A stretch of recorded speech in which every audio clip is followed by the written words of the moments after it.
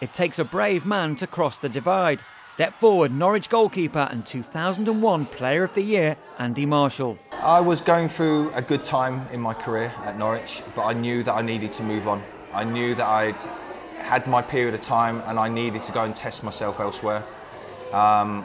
Ipswich was one of the main clubs that came in for me at the end of the season. It was a bold and brave move, moving down to Ipswich. I could understand why he did it. You know, they were in the Premier League. He kept it very quiet. None of us knew. We were all shocked. He'd just won the Player of the Season award as well for the club. So, you know, he was leaving on a high, but it just meant that he had to go down there. He was going to get stick off their fans, whatever happened. You know, the slight one mistake and they were going to be on his back. It was big news. It was big news, yeah. It dominated the back pages here, I remember. And he always seemed quite calm about it because he wasn't a local lad. He thought that he could get away with it. But I think Ipswich fans were quite shocked by it as well, but obviously loving the fact they just nicked Norwich's best player. My career needed a change. It needed a step up in being challenged. And Ipswich was that one, European football, Premier League football, and it was something that I couldn't turn down. Were you prepared for how fierce the backlash was?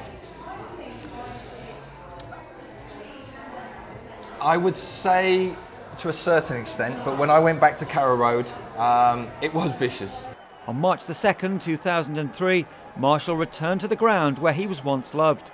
Andy Marshall was not popular at all. And that first game that he came back really did create a bit of fuss. I do remember when we turned up at Carrow Road on the coach. Joe Royer was the manager, and as we turned up, all the fans had come charging around the coach, placards, banners, throwing things at the coach. And Joe just stood up and said, "There you go, Marsh, off you go." And Joe just led the way, and he just let me go. And that just created the atmosphere, a good atmosphere within the players in the club, because all the staff, all the players, everyone just started laughing.